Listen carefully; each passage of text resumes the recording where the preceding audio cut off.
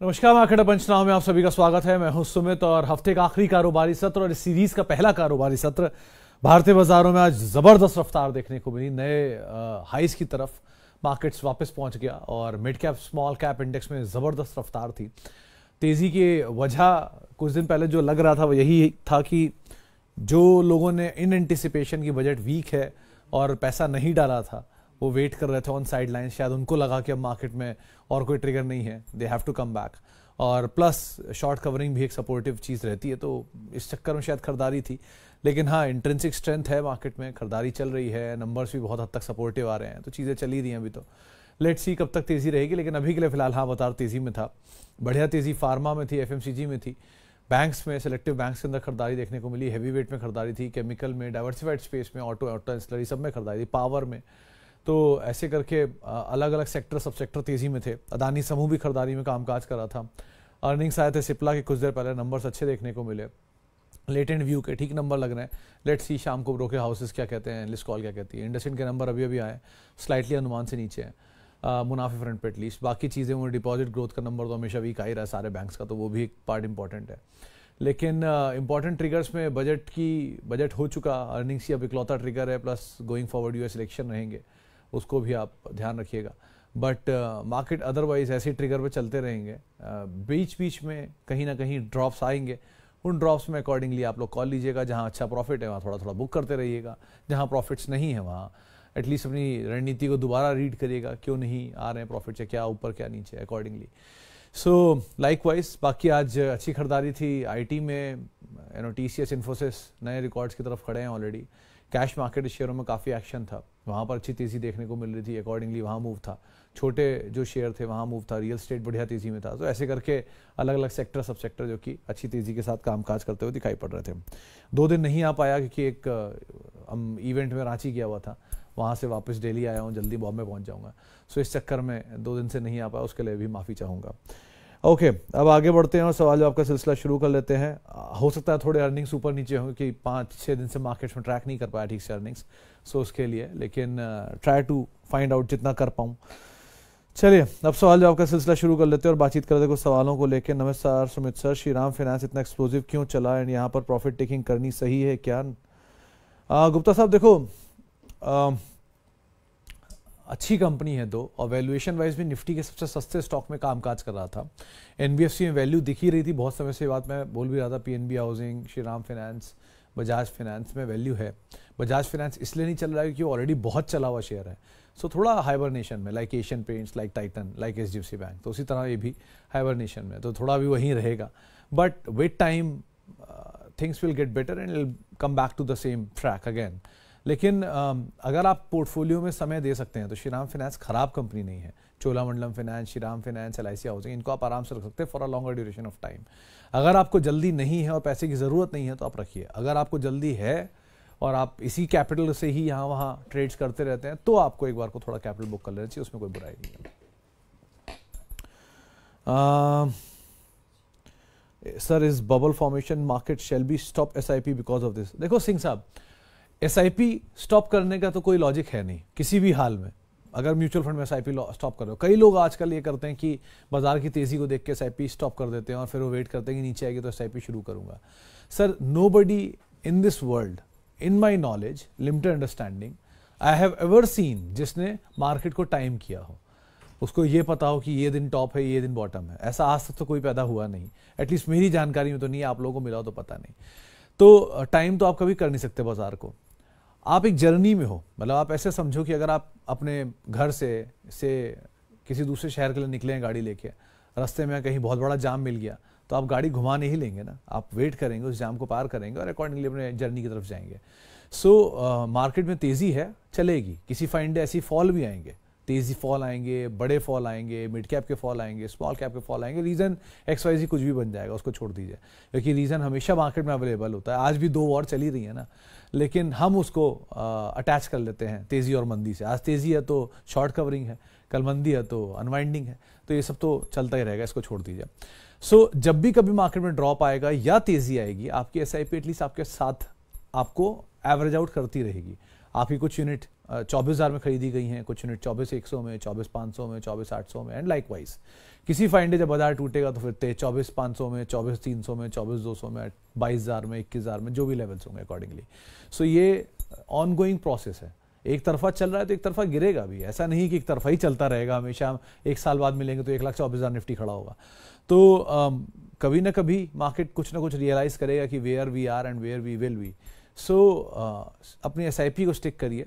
At least ये मत सोचिए आप बढ़ा घटा लीजिए, वो बात अलग है, बहुत बड़ा क्वांटम जाता है एसआईपी में तो छोटा कर दीजिए बाजार की तेजी देख के। लेकिन क्या पता ये जिसको आप तेजी समझ रहे हैं ये अभी मंदी का बॉटम हो, यहाँ से और बड़ी तेजी आने वाली हो। सो ये मत टाइम मत करिए, स्टिक टू द प्रोसेस। 10 साल सोचा है 10 साल के लिए रहिए, 20 साल सोचा है 20 साल के लिए रहिए। 2-3 सालों में आपके पोर्टफोलियो में कोई बहुत अगर मासिव गेन आ भी गया तो वाइप आउट हो जाएगा कुछ दिन बाद, जैसे बाजार एवरेज आउट करेगा। So stick to it, accordingly आप काम करिए। टाइम करने की कोशिश मत करिए, टाइम करने में एनर्जी भी ज़्यादा देंगे, मेहनत भी ज़्यादा लगेगी और रिटर्न भी उतना ही आना है। अगर आप टाइम करेंगे तो भी, नहीं करेंगे तो भी, it's a long term process following years के हिसाब से, तो अकॉर्डिंगली आप काम करिए। Okay sir, you are right, अपनी पूरी सेविंग एक स्टॉक में ना लगाएं। मिश्रा साहब, आई वॉज राइट और आई वॉज रॉन्ग तो मुझे नहीं पता, मैंने भी अपनी ज़िंदगी में किसी किताब से नहीं सीखा है। 20 साल पहले जब बाजार की शुरुआत करी थी कभी, तब तो किताबें भी नहीं होती थी इस तरह की, सीखने वाले लोग भी बहुत कम होते थे, एक्सपीरियंसेस से सीखा है, वही आपके साथ शेयर करता हूँ। कभी भी अपने किसी भी एक असेट में, एक स्टॉक में, एक ग्रुप में सारा पैसा मत डालो, चाहे आपको खुद प्रमोटर आके बोल दे, तब भी नहीं। मार्केट में एक ही सुप्रीम है, वो है मार्केट। सो आपको उसके आगे हमेशा नतमस्तक रहना ही पड़ेगा। That is the only teacher and we are the students of market. We always have to learn and each day we have to learn. So हर रोज गलतियां करते हैं, हम भी करते हैं, आप भी करते हैं, सब करते हैं। सो एक्सेप्ट इट, आगे बढ़िए, अगली बार नहीं करेंगे इतना मान के चलिए। तो यही होते होते आप कहीं ना कहीं पहुंचेंगे, जहां एंड अप करेंगे वहां से आप बहुतों से बहुत बेटर हो चुके होंगे। सो चलते रहिए, it's an on going journey. अपने आप को अपने आप से बेटर बनाइए, that is only process what you can do. गलती हो गई, एक्सेप्ट करिए, आगे बढ़िए, दोबारा नहीं करेंगे ये सोच लीजिए। सर जी, एम्फेसिस से एग्जिट लिया है विद 50% प्रॉफिट, आपका सवाल ही भागा जा रहा है। दीपक नाइट्रेट से एग्जिट लेना है, री इन्वेस्ट कहाँ करें, होल्ड करें कैश? देखो शर्मा साहब, देखो कुछ तो कैश आप रखते चलो साइड में, थोड़ा थोड़ा पैसा जो आपने कमाया उसे एंजॉय भी करो, क्योंकि पैसे कमाने या खाली पर्पस कमाना ही नहीं होता, एंजॉय करना भी होता है। So keep on enjoying, keep your some cash idle, keep investing in some good companies. जो अभी नंबर्स आए हैं, किसी के भी खराब नंबर आते हैं, उन पर रिएक्शन आता है, उनका इस्तेमाल करिए आप, उन खराब दिनों का इस्तेमाल करिए उन अच्छे स्टॉक में एंटर करने के लिए। ऐसे आइडेंटिफाई करते रहिए अच्छे नाम। दीपक नाइट्राइट बहुत अच्छा नाम है, एम्फेसिस बहुत अच्छा नाम है। ऐसी कोई बुरे दौर में फिर स्टॉक मिलेगा या मिल रहा होगा, उसको ढूंढिए और उसमें एंटर कर जाइए। लेकिन 50% अगर आप हैं किसी स्टॉक के साथ तो बने रहिएगा। वो क्वांटिटी, कंपनियां दोनों खराब नहीं है, बहुत अच्छी कंपनियां हैं, समय दीजिए और अच्छे गेन्स आ सकते हैं। बट अगेन, जहां जहां आपको लॉसेस मिल रहे हैं मार्केट में नीचे, उन लॉसेस का इस्तेमाल करके उनको ऐड करिए आप। Sir, can you buy Mankind, Wipro, IDFC bank at CMP? Sir, Mankind के केस में ये जो न्यूज़ फ्लो शुरू हुए हैं, एक बार को ये स्केप्टिकल है, क्योंकि आप हाल की लिस्टेड कंपनी आपने खुद में फंड रेज किया, प्लस आप एक बड़े जाइंट को खरीदने जा रहे हो, इस तरह की बातचीत है बाजार में। सो अभी बड़े जाइंट का एक स्टेक लेने जा रहे हो। सो ओरिएंटेशन को लेकर भी इशू आता है कि अब तक आपने क्यों नहीं किया, या कर रहे हो तो क्या कर रहे हो, क्यों कर रहे हो, काइंड ऑफ। सो अभी के लिए तो आप माइंडकाइंड को थोड़ा अवॉइड कर लो, लेकिन नीचे मिल जाए तो आप ऐड कर सकते हो। It's a good company for a longer duration of time. IDFC first से बेटर एचडीएफसी बैंक ऑलवेज रहता है, लेकिन कोई मानेगा नहीं तो इसलिए कहना बेकार है अभी। But HDFC bank seems better, value wise वो ज़्यादा बेटर है। चलेगा नहीं या नहीं चलता है, आप वो तर्क दे के उससे बच सकते हो, लेकिन ठीक है। HDFC bank could be next HDFC bank, IDFC bank could not be next HDFC bank. इसलिए एक बार को एचडीएफसी बैंक को आप देख सकते हो। आईसीआईसीआई बैंक इवन कहीं अगर नतीजे खराब आ जाए, नीचे मिल जाए, बढ़िया डील हो सकती है वो भी। सो ये दोनों ज़्यादा बेटर नाम है। तीसरा नाम मैं मिस कर गया। ओके, इसके अलावा hello sir, guidance very helpful, thank you Soumili ji. My question is BEL के रिजल्ट कैसे एक्सपेक्टेशन है? मैम, बीईएल के रिजल्ट की एक्सपेक्टेशन में एग्जीक्यूशन पार्ट इंपॉर्टेंट है। मैंने देखा नहीं इस बारी के रिजल्ट सीजन अब तक बहुत एक्टिवली, क्योंकि मैं 4-5 दिनों से लगातार ट्रैवल ही कर रहा हूँ। सो पॉसिबिलिटी हो नहीं पाई कि मैं सारे नंबर्स को ट्रैक कर पाऊँ। लेकिन एक ही चीज़ बोलूँगा कि कोई भी हाल में कैसे भी नंबर दे दें, ये ऑलरेडी बहुत बड़ी तेज़ी दिखा चुके हैं। सो बहुत हद तक चीज़ों को ये डिस्काउंट करके ही बैठे हैं। अच्छे नंबर, अच्छी ऑर्डर बुक, अच्छी एग्जीक्यूशन, रशियन ऑर्डर्स, डिमांड का 50,000 करोड़ का एक्सपोर्ट, बाजार चले जा रहा है तो बात अलग है, लेकिन फंडामेंटली इनके नंबर्स बहुत हद तक चीज़ों को डिस्काउंट करके बैठे हुए हैं। तो अकॉर्डिंगली आप कॉल लेना और उसके हिसाब से रणनीति बनाना अपनी। Protein E-Tech double in 4 months, hold और बुक। देखिए सर, मेरा तो मानना है कि वो एक बहुत बढ़िया स्टोरी है। अब डबल हो चुका है तो always money in front of you is always good to be booked. आप पैसा हाथ में लेके खड़े हो या पैसा आपके सामने खड़ा है, उसे बुक करने में कोई हार्म नहीं होता।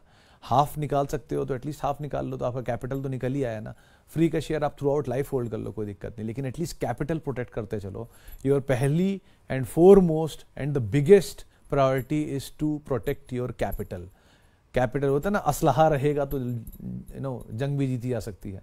आपको जिंदा रहना जरूरी है लड़ने के लिए, तो आप at least protect your capital first. Capital protect होता चल रहा है, फिर आप धीरे धीरे जो मर्जी का इन्वेंट्री इकट्ठा करते रहो, बट कैपिटल प्रोटेक्शन होना चाहिए, फिर एप्रिसिएशन होना चाहिए। तो ये दो चीज़ों का जरा ब्लेंड बनाइए तो ज़्यादा बेहतर है। Though it's a good company otherwise. Sir, is it possible that Indian market will behave like Japan market in future? Singh साहब देखो, it's too early to say anything, but जैसे किसी ने पहले बोला था कि इंडिया इज यंग इकोनॉमी, आज से 10-1 साल पहले ये बात मैंने कहीं सुनी थी, और ये बात सच भी है। India is a young economy, इसलिए वो 90s और 2000s के जोन के जो बच्चे हैं वो बहुत तेज़ी से ग्रो कर रहे हैं और बहुत ज़्यादा अच्छी इकोनॉमी ने इस ड्यूरेशन में ग्रो भी किया है। लेकिन डाउन द लाइन 20 साल बाद यही इकोनॉमी ओल्डेस्ट इकोनॉमी की तरफ बढ़ चुकी होगी। जैसे जापान हुई, एक समय वो बहुत यंग थी, फिर वो ओल्ड हुई, तो वहाँ फार्मा की डिमांड स्ट्रांग आई। सो इसीलिए बोलता हूँ फार्मा इज़ द फ्यूचर, क्योंकि जितनी बड़ी खपत है हमारी, उस खपत में हम क्या ही खाएंगे। अभी खाना खा रहे हैं तो कल दवाइयाँ खाएंगे। सो पहला पार्ट तो ये, और दूसरा एक्सपोर्टर भी हम इतने बड़े हैं तो दुनिया को भी खिलाएंगे ही ऑब्वियसली, और प्लस हेल्थ हैबिट्स ख़राब हैं तो इम्पैक्ट करेंगी ही। सो जापानीज़ मार्केट की तरह हम रिसेशनरी, क्योंकि जापानीज़ की तो करेंसी भी वो कंट्रोल रखते हैं, सो उस जैसे हम बनेंगे या नहीं बनेंगे, हम जिस सिचुएशन में आज खड़े हैं हम बिल्कुल ही अलग मार्केट में। ये मार्केट इंडिया ने ही कभी नहीं देखी आज तक, तो बाकियों के बारे में क्या बोलें। तो where will we end up, I have no idea about it, but we end up very badly, that might be possible. क्योंकि it is not because market over valued है, इट इज़ बिकॉज हमारी उम्मीदें बहुत बड़ी हो गई हैं। 8% का रिटर्न मिलने वाले आदमी को 15% मिलता है तो बहुत खुश होता है, लेकिन 8% मिलने वाले आदमी को 80% मिलता है तो वो सोचता है कि यही इज़ द राइट। वो कितना नीचे आएगा, 40 हो जाएगा? नहीं, वो किसी फाइंड अगर 8 होगा तो वही तकलीफ हो जाएगी, ये तो बहुत ही कम है, इससे अच्छा तो एफडी था। सो इतने सालों तक बाजार ने अगर 8% से 15% के बीच में दिया है तो वो उस समय या तो गलत था या इस समय गलत है इंडिया के बारे में। तो बाजार वही है, देश वही है, चीज़ें वैसे ही हैं, थोड़ी बेटर थोड़ी कम तो चलती रहती हैं, लेकिन स्टिल ऐसा मार्केट में बहुत बॉयंट क्या हो गया कि 8 से 15 या 8 से 25% चलने वाले इंडिसीज वो अब सडनली 40 से 50% चलने लग रहे हैं। सो इसलिए थोड़ा सा रियलिस्टिक होने की ज़रूरत है। लेट्स सी कहाँ होता है। मार्केट हमेशा रैशनल नहीं रहेगा, कहीं ना कहीं तो अपनी रैशनैलिटी ख़त्म करेगा। देखते हैं, who will blink first, but at least wherever you are getting good profits, keep on investing in good companies. ये छोटे छोटे शेयरों में जा जाके ऐसा मत सोचिए ये मल्टी बैगर बन जाएंगे। Try to be with the large cap, ज़्यादा से ज़्यादा जो पैसा आप एटलीस्ट अर्न कर रहे हो उनमें, और diversify in different assets as well. Okay sir, RailTel है 100 शेयर 220 पर for long term 5 year. Atanu ji, थोड़ा थोड़ा कैपिटल निकालते चलो, रेलवेज, डिफेंस, फर्टिलाइजर, तीनों में से, क्योंकि अच्छी खासी तेज़ी आ चुकी है, तो सो थोड़ा प्रॉफिट टेकिंग यहाँ बनता भी है। GMR airport, sir, for medium term, it's good, Gujarati sir, but for longer duration of time, you have to take care of. Hi, Sumit sir, as per your Q1 results, it justifies the company's right value at current CMP. Also, some good company, cheap stock. Cheap stock, Arora साहब all time high पे खड़े हो आप। कहाँ cheap stock? Doctor Reddy है cheap stock, 20 के multiple पे कामकाज कर रहा है। आप कहोगे चीप किस एंगल से? 6,000 रुपये का शेयर है। सो आप भाव देख रहे हो, वैल्यू नहीं। भाव के हिसाब से देखोगे तो महंगा ही है, वैल्यू के हिसाब से देखोगे तो सस्ता ही है। So cheap stock is that. Cheap की वैल्यूएशन का अंतर होता है। और रही बात बाजार का, Q1 का नंबर बेटर आ रहे हैं, बट स्टिल नंबर से बहुत तेज जाके स्टॉक खड़ा हो जाता है already. Bajaj auto, Oracle financial अभी भी तेजी आ सकती है, क्योंकि वहाँ पर एक बड़ा फ्लो बैठा है MSCI का, वो उसे सपोर्ट कर देगा। सो वहाँ तेजी आ जाएगी, फिर 3-4 हज़ार रुपये भाग जाएगा। नंबर अच्छे थे लेकिन ऑलरेडी बहुत बढ़िया तेजी दिखा चुके हैं। सो अकॉर्डिंगली कॉल लीजिए आप लोग। चलिए फिलहाल के लिए इतना ही। अब आपसे बाकी मुलाकात सोमवार को होगी। अभी आप मेरे साथ जुड़ सकते हैं @सुमित मेरा ट्विटर हैंडल है, सोशल मीडिया हैंडल है। किसी भी निवेश से पहले अपने वित्तीय सलाहकार की राय जरूर ले लें। CNBC आवाज़ के यूट्यूब, फेसबुक, इंस्टा पेजेस पे आप अपना फीडबैक दे सकते हैं, बातचीत कर सकते हैं और बाकी आप लोगों से मुलाकात होती रहेगी। फिलहाल के लिए इतना ही। नमस्कार।